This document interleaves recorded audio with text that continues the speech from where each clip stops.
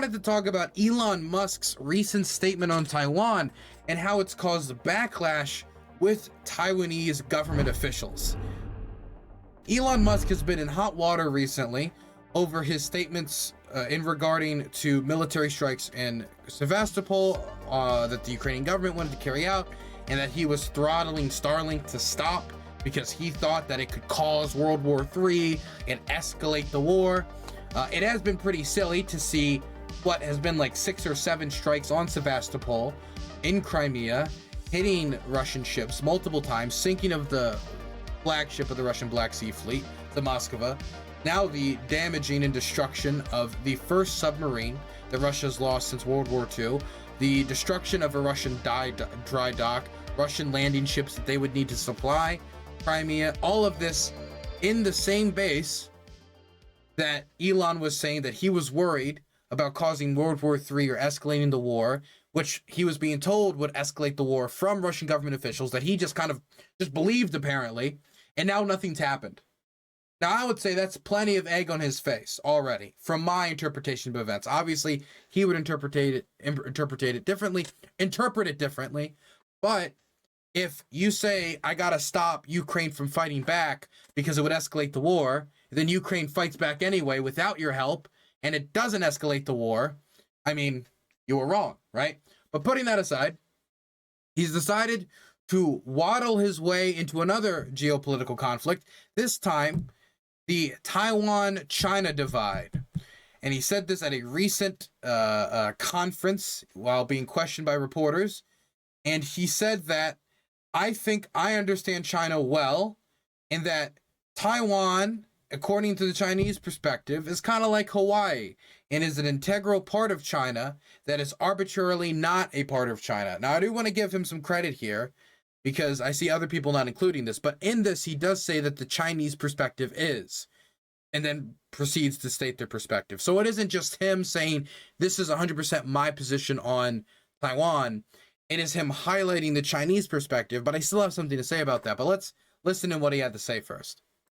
No, that's it. I think I understand China well. I've been there many times. I've met with the senior leadership at many levels of China for many years.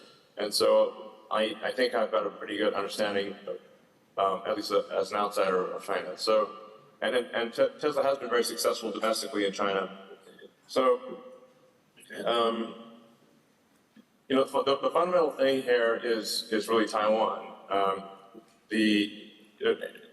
China has, well, really since for like half a century or so, maybe longer at this point, their policy has been to sort of reunite Taiwan with China.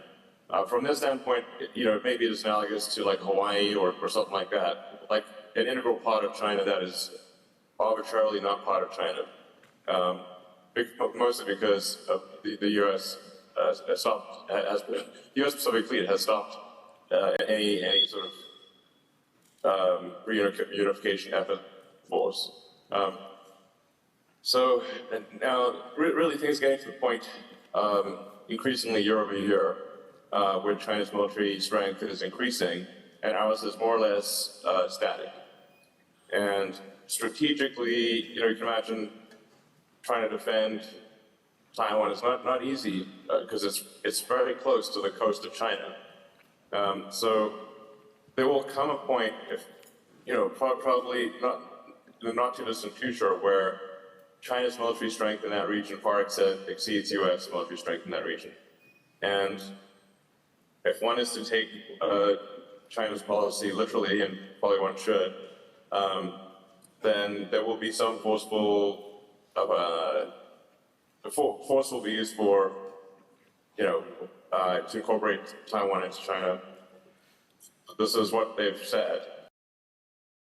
So I want to give him the benefit of the doubt here and say that Elon said that this is the Chinese perspective, right? He said that at the start. And none of the quotes, as you can see with this one or other ones, include that the fact that he's highlighting the Chinese perspective. And many people are saying that this is what Elon believes, that basically Hawaii is comparable to Taiwan. And I I'm going to give him the best benefit of the doubt I physically can and say that is not what he's saying. But he's not really including much of the Taiwanese perspective. He's not really including much of what the Taiwanese people want. It seems to be mainly focused on what Chinese interests are in Chinese military strength. And I think the reason why he's sticking to this line and only talking about it from the Chinese perspective, which if you just highlight one perspective and you don't highlight the other, then you're going to give somebody a biased view of the events. I think the reason why he's focusing on this is because Elon Musk has multiple Tesla manufacturing factories in China where he makes a lot of money. He has a domestic market in China where he wants them to buy his cars, and he doesn't want to piss off either the Chinese consumer market or the Chinese government, which could completely screw over his company. I think it's as simple as that. We saw something similar with the NBA when certain NBA coaches started to express support for the Hong Kong protests, where all of a sudden there was like a complete, like that guy started getting silenced and there was like a big bowing from the NBA towards China. Money talks, and this could be an example of money talking. Obviously, I cannot read Elon Musk's mind. I cannot read his intentions, but it is interesting that he only highlighted one of these perspectives, a perspective that does not respect Taiwanese sovereignty or them choosing their own destiny or choosing to keep their democracy. It doesn't highlight that at all. And because of that, the Taiwanese are not very happy. In fact, the Taiwanese foreign minister came out with a statement lambasting Musk. And I thought it was interesting how the Daily Beast titled this, Elon Musk slammed by second country in disastrous week for diplomacy. The world's richest man drew a rebuke from Taiwan's foreign ministry just days after being called out by Ukrainian officials.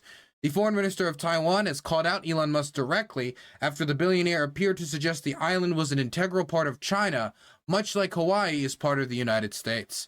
Joseph Wu's rebuke in a post late Sunday on Musk's own Twitter/X network followed Musk's appearance at a tech summit in Los Angeles, where he predicted that one way or the other, the Chinese were determined to take over Taiwan. And the second time in a week that a foreign nation's officials have attacked the world's richest man, whose companies include SpaceX and Tesla. He faced a torrent of criticism after the revelation that he had blocked access to his Starlink satellite network near occupied Crimea. I wanted to see the foreign policy statement from the foreign minister. Here it is.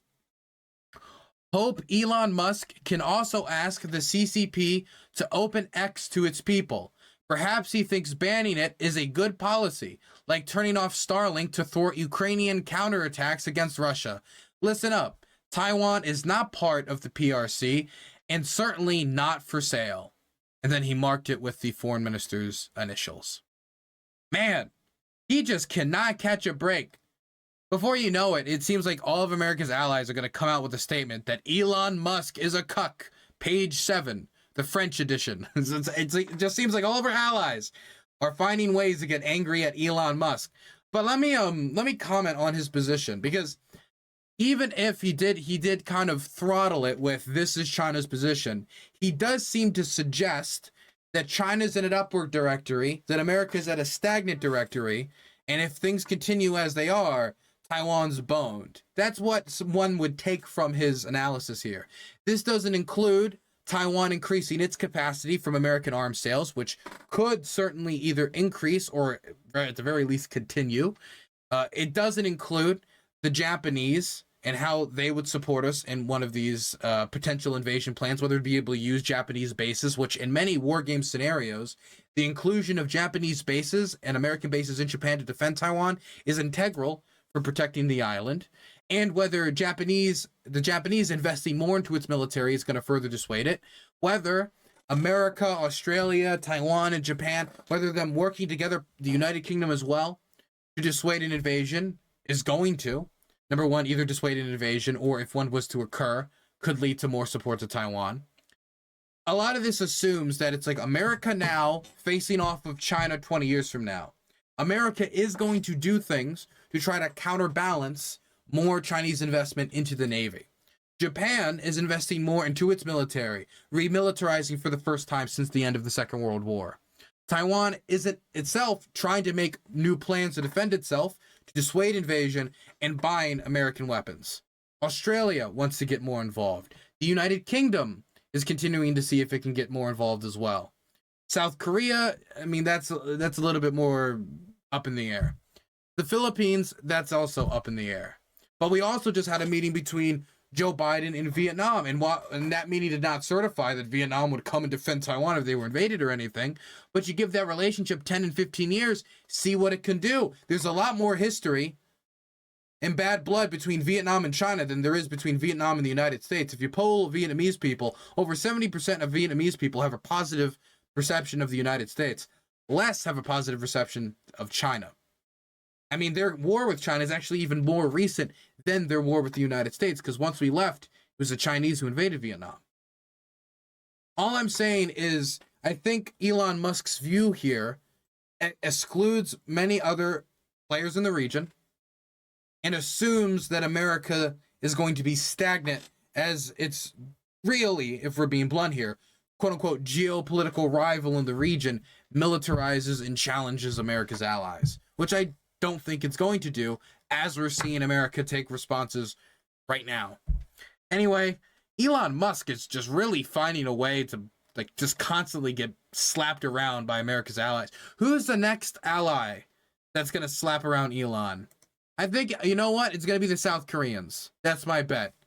South Korea.